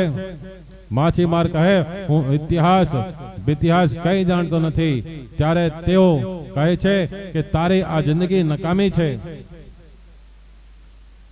શિક્ષકો ત્રીજો સવાલ કરે છે કે તને ભૂગોળનું જ્ઞાન છે? મુંબઈ શહેરની વસ્તી કેટલી છે? માછીમાર કહે છે કે મને ભૂગોળનું જ્ઞાન નથી. આથી તેઓ કહે તારી અડધી જિંદગી નકામી ગઈ. શું શિક્ષિતો ચોથો સવાલ કરે છે કે તને સાહિત્યનું જ્ઞાન છે? સાહિત્યના નાટકો વાંચ્યા છે? માછીમાર ના પાડે છે. તેઓ કહે છે કે તારી પોણી જિંદગી એળે ગઈ. એટલામાં સમુદ્રમાં તોફાન શરૂ થયું. હોડી ડોલવા લાગી. માછીમારે હવે સુશિક્ષિતોને પૂછ્યું કે હોડી ડૂબી જાય તેમ લાગે છે, તમને બધાને તરતા આવડે છે? સુશિક્ષિતો કહે છે કે અમને તો તરતા આવડતું નથી. આથી માછીમાર કહે છે કે મારી તો પોણી જિંદગી નકામી ગઈ, પણ તમારી તો આખી જિંદગી નકામી જવાની છે. આ હોડી હમણાં ડૂબી જાય પછી જવાના સીધા સ્વર્ગલોક. રામકૃષ્ણ પરમહંસ આ દ્રષ્ટાંત વારંવાર આપતા સંસાર એ પણ સમુદ્ર છે, એન કેન પ્રકારેણ. આ ભવસાગર તરતા આવડવું જોઈએ. એ કરી બતાવે તે વિદ્યા સાચી. ભવસાગરને તરવા માટે ભગવાનનું ભજન એ જ સાચી વિદ્યા છે. જે એ વિદ્યા શીખ્યો નથી કે કેવળ સંસારિક વિદ્યાનો પંડિત બનીને બેઠો છે, તે અભિમાનથી ફૂલાય છે, તે ડૂબવાનો જ છે. જે વિદ્યા અંતકાળમાં પરમાત્માના દર્શન ના કરાવે તે વિદ્યા એ વિદ્યા જ નથી, માત્ર ભાર છે. ભાર જેમ ડૂબાડે તેમ આ વિદ્યા પણ ડૂબાડે, તારે નહીં. ધર્મરાજાની સભામાં દ્વારકાનાથ પોતે વિરાજતા હતા, પણ તેમના સ્વરૂપને યુધિષ્ઠિર હજુ જાણતા નથી. દ્વારકાનાથ એવી લીલા કરતા કે તેઓ ઈશ્વર છે તેવું કોઈ જાણે જ નહીં. તેઓ પોતાનું સ્વરૂપ છુપાવી રાખતા. ભગવાનને ગુપ્ત રહેવાની ઈચ્છા છે, જ્યારે જીવને જાહેર કરવાની ઈચ્છા છે. ભગવાનને અસંખ્ય ચીજો બનાવી છે. પણ કોઈ ઉપર તેમણે પોતાનું નામ લખેલ નથી. જ્યારે મનુષ્ય કોઈ સેવાનું કાર્ય કરે છે તેની પાછળ તેને નામનો મોહ હોય છે. મંદિરમાં કોઈ વસ્તુ આપે તો તેના ઉપર પોતાનું નામ લખીને આપે છે. મનુષ્ય આવી રીતે કરેલા દાનની જાહેરાત કરવામાં ભૂલ કરે છે. બહુ જાહેરાત થાય તો પુણ્યનો શ્રેય થાય છે. શ્રી કૃષ્ણ ધર્મરાજાને કહેતા કે મોટા ભાઈ, આવો યજ્ઞ તો તમે જ કરી શકો. તમારા યજ્ઞમાં લાખો મહાત્માઓ, સાધુઓ, ગરીબો જમે છે. ધન્ય છે તમને. આવો યજ્ઞ કોઈએ કર્યો નથી અને ભવિષ્યમાં કરશે નહીં. આ યજ્ઞમાં બ્રાહ્મણોને જમાડવાનું પુણ્ય તમને મળશે, પણ પતરાળા ઉપાડવાની હું થોડી સેવા કરું છું તો થોડું પુણ્ય મને પણ મળશે. શ્રી કૃષ્ણ હલકામાં હલકું કામ પતરાળા ઉપાડવાનું કરે છે. તેથી ધર્મરાજા એમ સમજે છે કે મામા ના દીકરા છે એટલે આપ્તજન તરીકે અમારું સઘળું કામ કરે છે. શ્રી કૃષ્ણ સર્વથી શ્રેષ્ઠ છે, પણ શ્રી કૃષ્ણને અભિમાનનો સ્પર્શ નથી.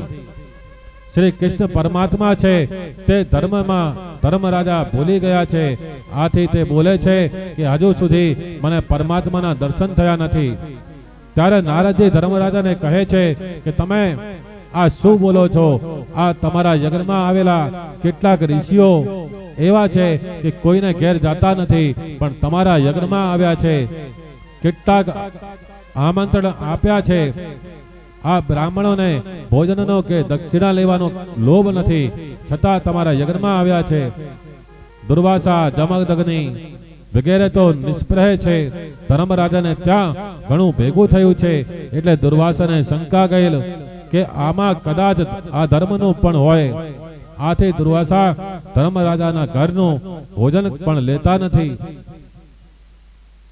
શ્રી કૃષ્ણ દુર્વાસાને બ્રહ્મ વિદ્યાના ગુરુ માનતા હતા.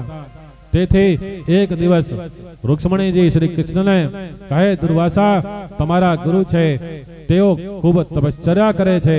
આવા તપસ્વી બ્રાહ્મણને આપણે ઘેર જમાડવા બોલાવીએ. આથી શ્રી કૃષ્ણ કહે કે એ દૂરથી જ સારા છે, ઘરમાં આવશે તો કંઈક ગડબડ ઊભી થશે. રૂક્ષ્મણીજીએ ખૂબ આગ્રહ કર્યો. રૂક્ષ્મણીજીના અતિ આગ્રહને વશ થઈ શ્રી કૃષ્ણ રૂક્ષ્મણી દુર્વાસાને પોતાને ત્યાં જમવા માટે આમંત્રણ આપવા પિંડરાક તીર્થમાં આવે છે. તેઓ દુર્વાસાને પોતાને ત્યાં જમવા પધારવા માટે કહે છે. દુર્વાસા કહે છે કે જમવાની વાત જવા દો, મારો તમને આશીર્વાદ છે. તમે મારા ક્રોધને જાણો છો. ક્યાંક નજીવા કારણસર ક્રોધમાં આવી શ્રાપ આપી દઉં તો અનર્થ થઈ જાય. છતાં બહુ આગ્રહ કર્યો ત્યારે દુર્વાસા આવા તૈયાર થયા છે. દુર્વાસાને રથમાં બેસાડ્યા પછી દુર્વાસા શ્રી કૃષ્ણ રૂક્ષ્મણીની પરીક્ષા લેવા વિચાર કરે છે. તે કૃષ્ણને કહે છે કે હું બ્રાહ્મણ છું, તમે ક્ષત્રિય છો, તમે મારી સાથે એક આસને બેસો તે વ્યાજબી નથી. તમે રથમાં જોડેલ બળદને છોડી નાખી રથને ખેંચો તો જ હું તમારે ત્યાં જમવા આવું. શ્રી કૃષ્ણ અને રૂક્ષ્મણી બળદને સ્થાને જોડાયા અને રથને ખેંચવા લાગે છે. આ તો વજનદાર રથ છે. આથી રૂક્ષ્મણીજી રથ ખેંચતા ખેંચતા થાકી ગયા છે. તેમને બહુ તરસ લાગી છે. તેમનો જીવ આકુલ વ્યાકુલ થઈ ગયો છે. રથને ખેંચતા ખેંચતા તે ધીમેથી શ્રી કૃષ્ણને કહે કે આ તો બહુ વિચિત્ર રથ છે, આપણે અહીં રહેવું નથી. શ્રી કૃષ્ણ રૂક્ષ્મણીજીને સમજાવે છે કે બહુ દૂર નથી, થોડી ધીરજ રાખો. આટલું સહન કર્યું તો થોડો વધારે સહન કરો. રૂક્ષ્મણીજી કહે કે મારે ધીરજ રાખવી નથી, મારે આ બ્રાહ્મણના દેશમાં રહેવું નથી. શ્રી કૃષ્ણ કહે એ ના ચાલે, આ દેશમાં તમે કાયમ રહેજો અને છોડીને જશો નહીં. આથી લક્ષ્મીજી કાયમ માટે ગુજરાતમાં રહ્યા છે. આ પરમાત્માની લીલા છે. દુર્વાસાના હૃદયમાં પણ શ્રી કૃષ્ણ છે. રૂક્ષ્મણીજી જળ પીવા માટે રથને ધોવાવે છે. દુર્વાસા સમાધિમાંથી જાગૃત થાય છે. તેમણે જોયું કે રુક્ષ્મણીજી જળપાન કરી રહ્યા છે. આ જોઈ દુર્વાસાને ક્રોધ ચડે છે. તે કહે છે કે બ્રાહ્મણના ને જમાડ્યા વગર પહેલા તમે જળપાન કરો છો. તમને મારો શ્રાપ છે કે તમારા બંનેનો વિયોગ થશે. દુર્વાસાએ શ્રાપ આપ્યો તો પણ શ્રી કૃષ્ણ કહે કે હું તમારો શ્રાપ માથે ચડાવીશ, પણ તમે મારા ઘેર જમવા વધારો. શ્રી કૃષ્ણનો વિનય જોઈ દુર્વાસાને થયું કે મેં શ્રાપ આપીને મોટી ભૂલ કરી છે. તેથી કહે છે કે શ્રાપ અપાઈ ગયો છે. તેથી હમણાં નહીં આવું, 12 વર્ષ પછી હું આવીશ અને તમારું લગ્ન કરાવીશ.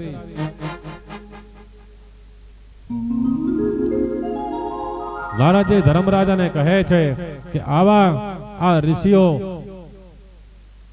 તારે ત્યાં ખાવા કે લેવા આવ્યા નથી. તેઓ તો પરમાત્માના દર્શન કરવા માટે તારે ત્યાં આવ્યા છે. તેઓ દર્શનના લોભથી અહીં આવ્યા છે. રાજન, તમે તો ભક્ત પ્રહલાદજી કરતા પણ વધુ ભાગ્યશાળી છો, કારણ કે તમારે આંગણે તેઓ તમારા સંબંધી થઈને આવ્યા છે. તમારા ઘરમાં જ ભગવાન વિરાજેલા છે.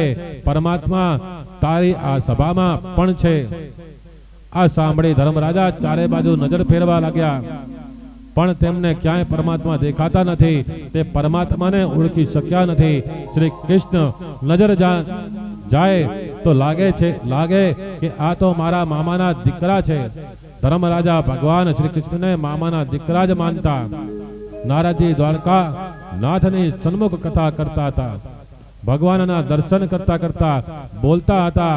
ભગવાનને ખાતરી થઈ કે આ નારદ હવે મારી જાહેરાત કરશે. પ્રભુને નારદજીની નજીક જઈ કહ્યું કે તું મને જાહેર કરીશ નહીં, તારી કથા હવે પૂરી કર. નારદ ધર્મરાજાને કહે છે કે જગતના સર્જનહાર અને બ્રહ્મા ના પણ પિતા આ સભામાં બેઠેલા છે. ધર્મરાજાથી રહેવાયું નહીં. આજુબાજુ ચારે તરફ જોવા લાગ્યા. પછી બોલ્યા, નારદજી, ભગવાન ક્યાં છે? પરબ્રહ્મ ક્યાં છે? મને તો ક્યાંય દેખાતા નથી.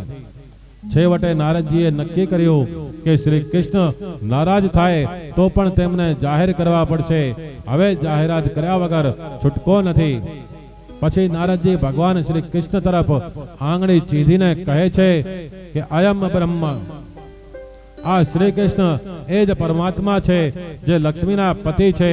તે અંતકોટી બ્રહ્માંડના નાયક છે. અમે શ્રી કૃષ્ણના દર્શન કરવા માટે આ યજ્ઞમાં આવ્યા છીએ. નારદજીએ જ્યારે સભામાં જાહેરાત કરી ત્યારે ઠાકોરજીને સંકોચ થયો. ધરતીમાં નજર કરી પ્રભુએ માથું ધૂણાવ્યું કે આ બરાબર નથી, હું બ્રહ્મ નથી. ધર્મરાજાને શંકા થઈ કે નારદજી કહે છે કે શ્રી કૃષ્ણ પરમાત્મા છે, પણ એ તો ના પાડે છે. આ યોગ્યને ભગવાનના દર્શન થતા નથી, અને કદાચ થાય તો તેને તે દર્શનમાં વિના વિશ્વાસ આવતો નથી. ધર્મરાજાએ કહ્યું કે એ તો ના પાડે છે. નારદજી કહ્યું, ભલે ના પાડે. એમને તો ના પાડવાથી સ્વરૂપ છુપાવવાની ટેવ પડી છે. યશોદાજીના આંગણામાં મોટા મોટા સાધુઓ, સંન્યાસી, મહાત્માઓ આવે. યશોદા મૈયા ભિક્ષા આપવા જાય ત્યારે સાધુઓ હાથ જોડી કહે કે માં, હું ભિક્ષા લેવા આવ્યો નથી. 40 વર્ષથી સાધુ થયો છું, ધ્યાન ધરું છું, પણ હજુ મને એકવાર પણ ભગવાનના દર્શન થયા નથી. મેં સાંભળ્યું છે કે તારી ગોદમાં પરમાત્મા રમે છે. માં, મને બાલકૃષ્ણના દર્શન કરાવો. યશોદા મૈયા અંદર જઈ બાલકૃષ્ણને સમજાવે છે, બેટા ચાલ મહારાજ પાસે, તે બહાર તારી રાહ જોઈને બેઠા છે, તને આશીર્વાદ આપશે. કનૈયો ના પાડે છે કે મારે આશીર્વાદ નથી જોઈતા. તારે જોઈતા હોય તો તું બહાર જઈને પગે લાગ. પેલા સાધુ મહાત્માની લાંબી દાઢી જોઈને મને બીક લાગે છે. પરમાત્મા અંતર્યામી છે, તે બધું જાણે છે. સાધુ થયા તેથી શું થયું? હજી હૃદય સરળ થયું નથી. મનમાંથી વિકાર વાસનાઓ નીકળી નથી, માટે પરમાત્માને દર્શન આપવા નથી. તે બહાર જવું નથી. સાધુઓ યશોદા મૈયાને આંગણે 4-5 કલાક પાણી પીધા વગર બેસી રહે. માં લાલાને દર્શન કરાવો. યશોદામાં વિચારે છે કે કનૈયા કેવો નટખટ છે કે રોજ રમવા જાય છે, પણ આજે બહાર આંગણે પેલા સાધુ બેઠા છે, તે બહાર જતો નથી. યશોદામાં દુખી થાય છે. આંગણે સાધુ મહારાજ ભૂખ્યા તરસા બેસી રહ્યા છે. તે લાલાને જબરજસ્તીથી પકડીને બહાર લઈ જાય, પણ કનૈયો એવો નટખટ છે કે દર્શન આપવાની ઈચ્છા ના હોય તો બહાર ગયા પછી માની સાડીમાં મોઢું સંતાડી રાખે છે અને પેલા સાધુને પીઠ બતાવે છે. પીઠના કરો દર્શન. હઠ કરવાથી દર્શન થતા નથી, લાયક થવાથી દર્શન થાય છે. આ જીવ લાયક નથી, તેથી પરમાત્મા પોતાનું સ્વરૂપ છુપાવવાની ટેવ પડી ગઈ છે. આજ પરમાત્મા છે. નારદજીએ ભાર મૂકીને કહ્યું કે ત્યારે યુધિષ્ઠિરને ખાતરી થઈ અને બોલ્યો, દ્વારકાધીશ કી જય. ભગવાનના ચરણોમાં વંદન કર્યું. આમ નારદજીએ ધર્મરાજાને પરમાત્માના દર્શન કરાવ્યા અને ધર્મરાજાને બધી હકીકત સમજાઈ. અંતે ધર્મરાજાની ઈચ્છા પૂર્ણ થઈ અને તે કૃતાર્થ થયા. પહેલા જ ચરિત સાંભળ્યા પછી ધર્મરાજા નારદજી પાસેથી મનુષ્યના ધર્મ વિશે જાણવા ઈચ્છા વ્યક્ત કરે છે. પહેલા 4 અધ્યાયમાં સાધારણ ધર્મ, પછીના 5 થી 15 અધ્યાયમાં વિશિષ્ટ ધર્મ બતાવવામાં આવ્યો છે. 11 થી 15 અધ્યાયમાં મિશ્ર વાસના બતાવી છે. આ જગતમાં મનુષ્યનો ખરો મિત્ર ધર્મ છે. કોઈ પણ સાથ ના આપે ત્યારે ધર્મ સાથ આપે છે. કદાચ પૈસાનો નાશ થતો હોય તો થવા દેજો, પણ ધર્મ ના જાય તેને બરાબર કાળજી રાખજો. નહીં તો ધર્મ અને પૈસા બે જશે. મનુષ્ય માને છે કે સર્વ સુખનું સાધન ધન છે, પણ આ અજ્ઞાન છે. સર્વ સુખનું સાધન ધન નહીં પણ ધર્મ છે. માનવ સૃષ્ટિનું સંચાલન કરવા ભગવાને જે કાયદા બનાવ્યા છે તે ધર્મ છે. આજના બનાવેલા કાયદામાં ફેરફાર કરવા પડે છે. કાયદા બનાવનાર વિલાસી હોય છે. રામ રાજ્યમાં વરિષ્ઠ જે કહે તે કાયદો બને છે. હવે નારદજી ધર્મ સમજાવતા સાધારણ ધર્મ અને વિશિષ્ટ ધર્મની વાત કરે છે. સાધારણ ધર્મ એટલે સર્વનો ધર્મ, સર્વે એ પાળવાનો ધર્મ, મનુષ્ય માત્રનો ધર્મ. નારદજી કહે છે કે આ ધર્મની કથા ઘણી મોટી છે. આ કથા મેં નર નારાયણના મુખેથી સાંભળી છે. ધર્મના 30 લક્ષણો બતાવ્યા છે. પહેલો ધર્મ સત્ય છે અને છેલ્લો ધર્મ આત્મ સમર્પણ છે. સત્ય એ ઈશ્વરનું સ્વરૂપ છે. સાપ દ્વારા સત્યનારાયણના માં લીન થાય છે. રાજા હરિશ્ચંદ્ર સત્ય માટે જાણીતા છે. સત્યમાં દૃઢ શ્રદ્ધા રાખો. મહાભારતમાં સત્યની વ્યાખ્યા સર્વનું કલ્યાણ થાય એવું વિવેકથી બોલવું તે સત્ય છે. બીજું દયા ભાવ. બધા ઉપર દયા ભાવ રાખો, પણ દયા બહુ વિવેકથી કરો. કેટલીક દયા ઈશ્વર ભજનમાં અગવડ રૂપ થાય છે. તુલસીદાસે પણ કહ્યું છે કે ઘટમાં પ્રાણ છે ત્યાં લગી દયા કરો, પણ દયા વિવેકથી કરો. પવિત્રતા ધર્મનું આ ત્રીજું લક્ષણ છે. પવિત્રતા રાખવી એ સર્વનો ધર્મ છે. આજકાલ લોકો શરીરને બહુ શુદ્ધ રાખે છે, પણ મનને કોઈ શુદ્ધ રાખતું નથી. મન શુદ્ધિ, ચિત્ત શુદ્ધિ જરૂરી છે. શરીર કરતા મનથી વધારે પાપ થાય છે. તન મન શુદ્ધ રાખો. પછી તપશ્ચર્યા. વાણી, વર્તન અને વિચારને શુદ્ધ રાખો એ તપશ્ચર્યા છે. તિતિક્ષા આ રાખવી એ સર્વનો ધર્મ છે. સુખ દુઃખ આવે સહન કરવું. શત્રુ પ્રત્યે પણ સદભાવ રાખજો તો ભગવાન અવશ્ય તારા પક્ષમાં આવી તમારા શત્રુને સજા કરશે. સહન શક્તિ કેળવવી. છઠ્ઠો અહિંસા. કાયા, વાણી અને મનથી કોઈને પણ દુભાવવું નહીં તે અહિંસા છે. જેના સંગથી સ્વભાવ બદલે તે સંત છે. ઋષિ મુનિઓના આશ્રમમાં પશુઓ હિંસક સ્વભાવ છોડી દેતા, શાંતિથી બેસતા. પછી છે બ્રહ્મચાર્ય. શરીરથી બ્રહ્મચાર્યનું પાલન કરવું, પરંતુ આંખ અને મનથી પણ બ્રહ્મચાર્યનું પૂરું પાલન કરવું જોઈએ. કોઈ પણ સ્ત્રી એ પુરુષના અને પુરુષે સ્ત્રીના શરીરનું ચિંતન કર્યું એટલે બ્રહ્મચાર્યનું ભંગ થયું. મનને સ્થિર કરવાનું સાધન છે બ્રહ્મચાર્ય. ત્યાગ, કંઈક ત્યાગ કરવો એ પણ એક ધર્મ. પછી સ્વાધ્યાય. સદગ્રંથનું ચિંતન અને મનન એ સ્વાધ્યાય છે. સ્વાધ્યાય કરવો એ સર્વનો ધર્મ છે. પછી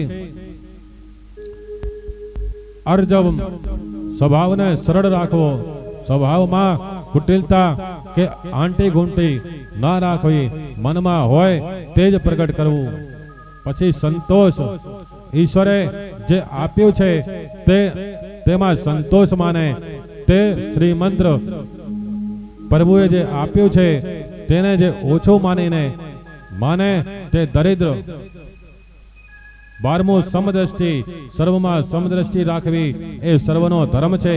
ક્રિયામાં વિષમતા કરવી પડે છે પણ ભાવમાં વિષમતા કરશો નહીં. અને 13મું છે મૌન. દરેક આ મૌન ધર્મનું પાલન કરવું જોઈએ. વ્યર્થ કંઈ ના બોલવું તે મૌન છે.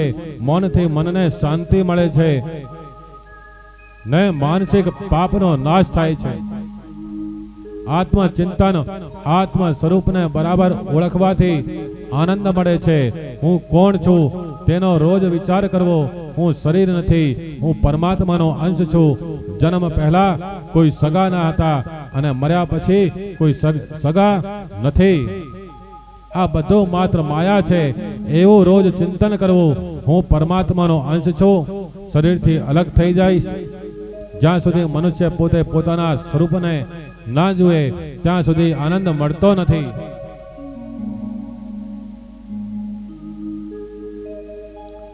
હું પરમાત્માનો છું એવું સતત ચિંતન કરવાથી જીવને પરમાત્મા અપનાવે છે.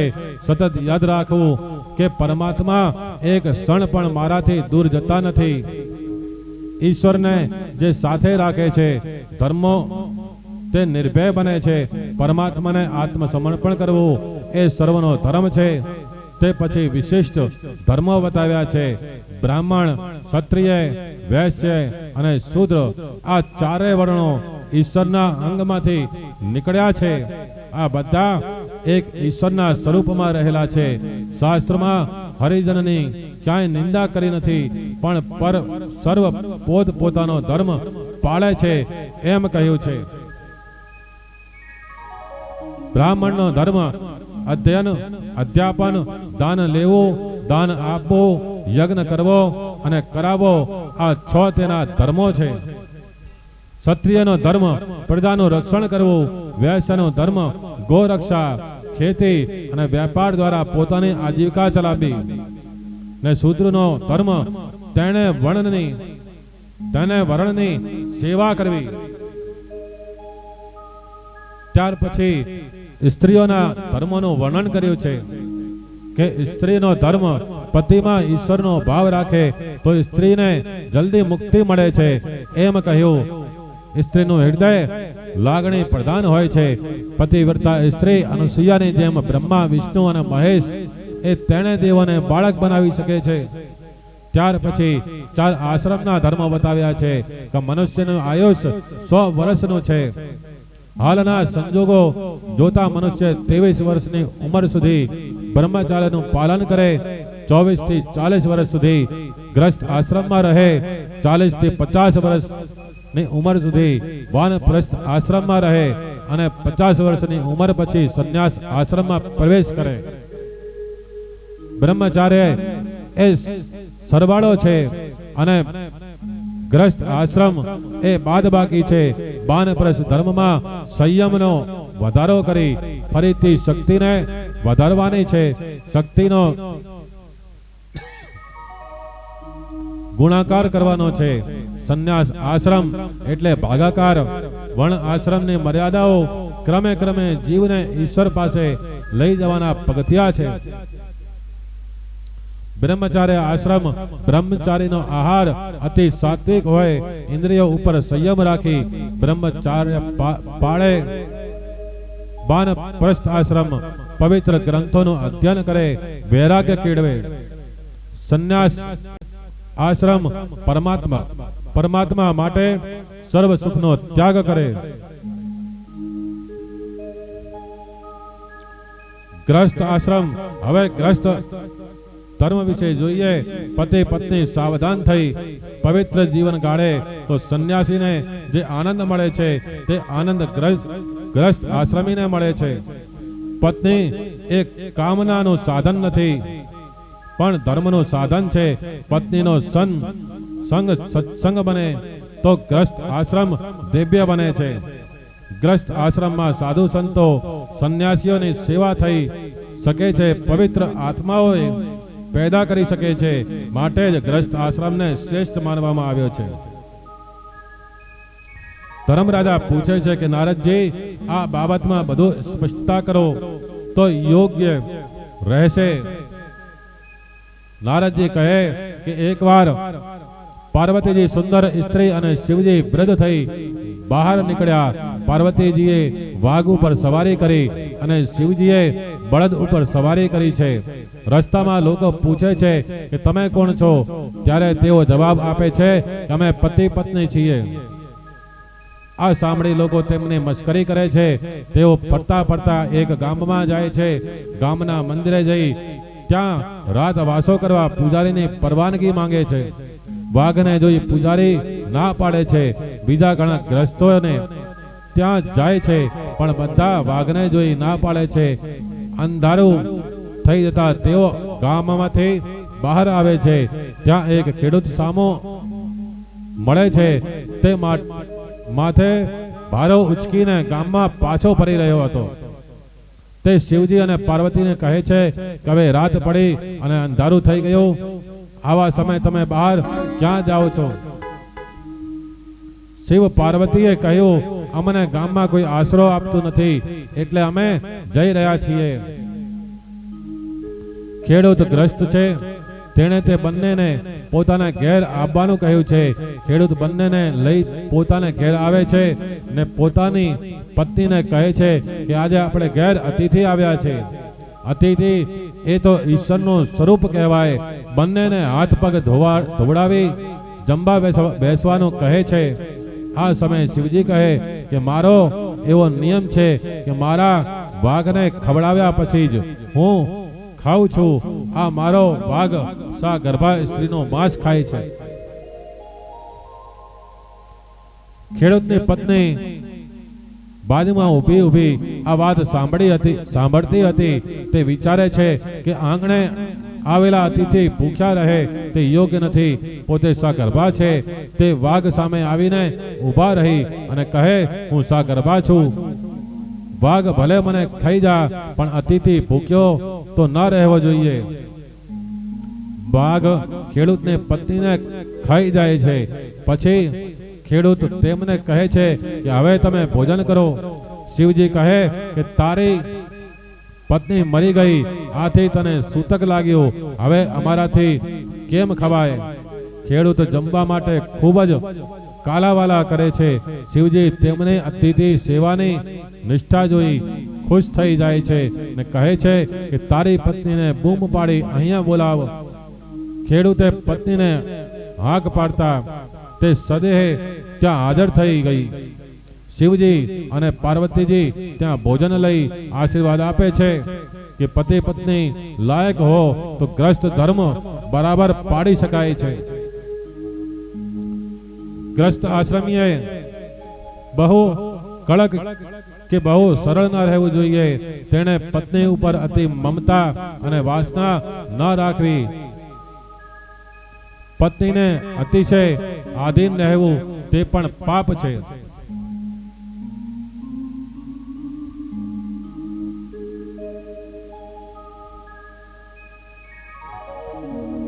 ગ્રસ્ત ઘરને પવિત્ર રાખે, પવિત્ર સ્થળે જઈ થોડા વખત પણ રહે ને પવિત્ર સ્થાનના વાતાવરણનો લાભ લે.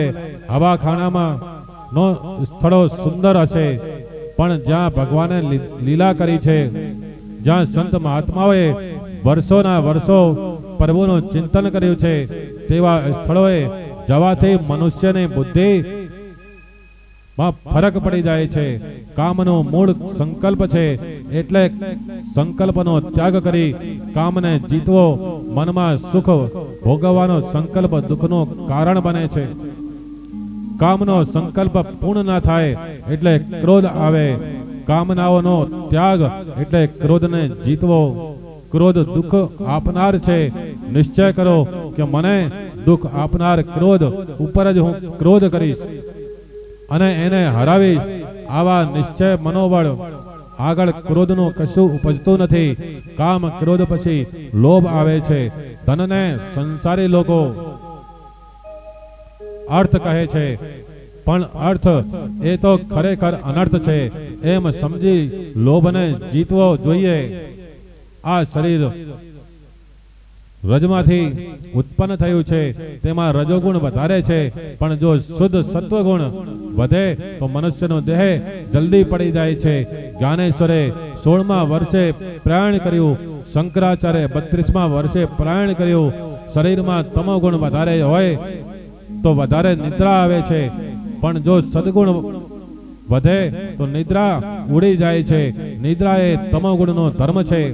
સદાચાર, સંયમ, સાત્વિક આહાર, વિહાર, આચાર વગેરેથી સદગુણ વધે છે અને તેને કારણે પ્રભુના મિલન માટે ની આતુરતા વધશે. ગ્રસ્તી રોજ થોડો સમય પરમાત્માનું ધ્યાન કરે. ધ્યાન કરવાથી પ્રભુની શક્તિ ધ્યાન કરવામાં આવે છે. ઇન્દ્રિય રૂપી ઘોડાઓને ગ્રસ્ત કાબુમાં રાખે. વિદ્વાનો કહે છે કે આ શરીર રથ છે, ઇન્દ્રિયો તેમાં જોડેલ ઘોડા છે. મન એ ઘોડાઓની લગામ છે. વિષયો જુદા જુદા માર્ગો છે. બુદ્ધિ સારથી છે. 10 પ્રાણો રચની ધરી છે.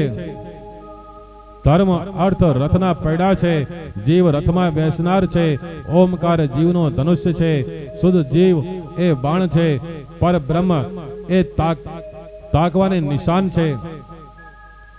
રાગ, દેશ, માન, અપમાન, ભય, શોક, મોહ, લોભ, મદ, આસુયા, માયા, મદસ્ય, હિંસા, પ્રમાદ, લુધા, નિધા, રજોગુણ વગેરે શત્રુઓ છે. આ મનુષ્ય શરીર રૂપી રથ જ્યાં સુધી પોતાને વશ છે ત્યાં સુધીમાં જ મનુષ્ય ગુરુ ચરણોની સેવા કરી તીક્ષ્ણ જ્ઞાન રૂપી તલવાર લઈ રાગ દેશથી શત્રુઓને જીતવા પ્રયત્ન કરવો. પરંતુ જો એમ ના થાય તો રથમાં બેઠેલા પ્રમાદી જીવને બુદ્ધિરૂપી સારથી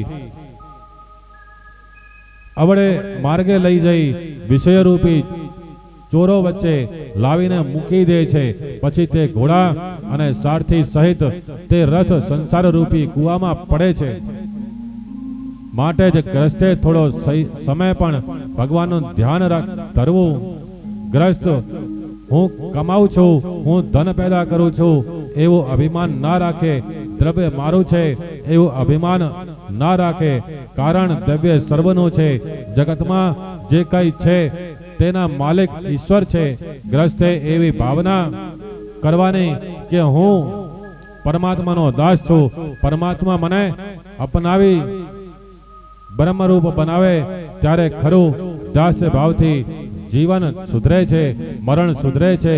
કમાયેલું દ્રવ્ય પરમાત્માનું છે અને તે પરમાત્માને અર્પિત કરવાનું છે. આવી ભાવના કરવાથી જીવ વાસનાથી મુક્ત બને છે. જીવને મરણનો મોટો ભય છે. ક્યારે તેની ઉપર મરણનો હુમલો થશે તેને ખબર નથી. માટે મરણની હંમેશા તૈયારી રાખવી જોઈએ. આ માટે તેને તન મન કાબુમાં રાખવા જોઈએ ને સતત પરમાત્માના ચિંતન દ્વારા તેને શુદ્ધ કરવા જોઈએ. પરમાત્મા શરણ વિના પરમાત્માની કૃપા થતી નથી અને પરમાત્માની કૃપા વગર તન મનની શુદ્ધિ થતી નથી ને બુદ્ધિના તરંગો સંકલ્પો ને વિકલ્પો શાંત થતા નથી. એટલા માટે જ દરેક જીવે પહેલાદે કરેલી ઈશ્વરની પ્રાર્થનાનો પાઠ સતત કરતા રહેવાની જરૂર છે. પહેલાદને જે મળ્યું છે તે તેણે પોતાની પાસે ન રાખતા બીજાને આપ્યું છે. પોતે સુખ ભોગવીને બીજાને સુખ આપે તે સજ્જન પણ પોતે દુઃખ ભોગવીને બીજાને સુખ આપે તે સંત. સંત બધા થઈ શકતા નથી પણ સજ્જન તો થઈ શકે ને. અનેક ગ્રસ્તો સત્સંગથી તરી ગયા છે. મોટા મોટા ઋષિઓ જે ઈશ્વરને જોવા ઝંખે છે તે તમારા ઘરમાં રહે છે. સમાપ્તિમાં ધર્મરાજાએ નારદજીની પૂજા કરી છે. એની સાથે જ 7મો સ્કંદ પૂર્ણ થયો છે. હવે 8મા સ્કંદમાં પ્રવેશ કરીએ. એને પહેલા વિરામ લઈશું કેમ કે આપણે ઘડિયાળનો કાંટો આવી ગયો છે પાછો. બોલે શ્રી દ્વારકાધીશ ભગવાન કી જય. અંબે માત્ર કી જય. શ્રી કૃષ્ણાનંદ ગિરી બાપુ કી જય.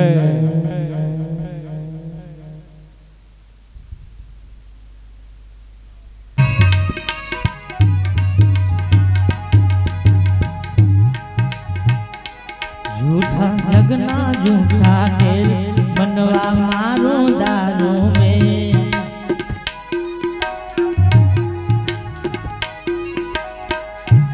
झूठा जगना झूठा खेल बनवा मारो दारू में तू तो छोड़ी दे चिंताया गामनी तू तो